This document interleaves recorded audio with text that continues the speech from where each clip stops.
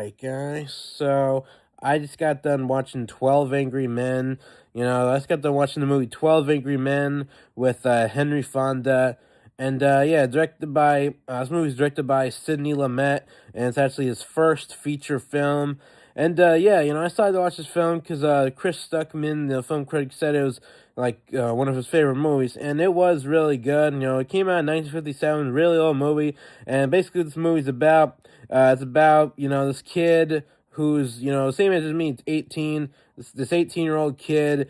He basically is on trial for killing his dad. He's accused of killing his dad, and 12 and the juror, the juror had to decide, if he was guilty or not. So 12 men, the whole juror, they had to decide if they think he's guilty or not. And at first they were just, like, it's just, at first they were just all willing to say he's guilty. They're all like, oh yeah, he's guilty because, they're just saying that, to get out of there. And one of the guys had tickets to see a Yankee game. He had Yankee tickets, so he was like, this is not guilty. So they were just basically saying guilty just to say because they wanted to get out of there. But Henry Fonda was like, hold on.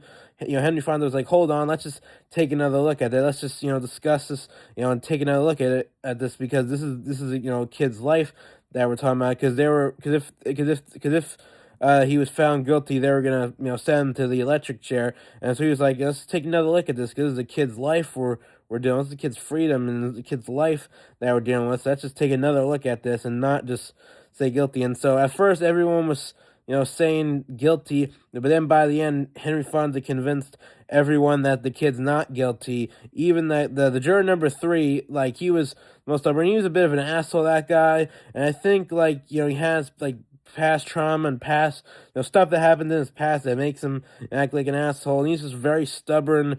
He's an arrogant asshole, and and even at one point he was the only one that still said the guy was guilty. And at first he was like, "What? I say the guy is guilty. I say the guy is guilty, and you can't convince me otherwise."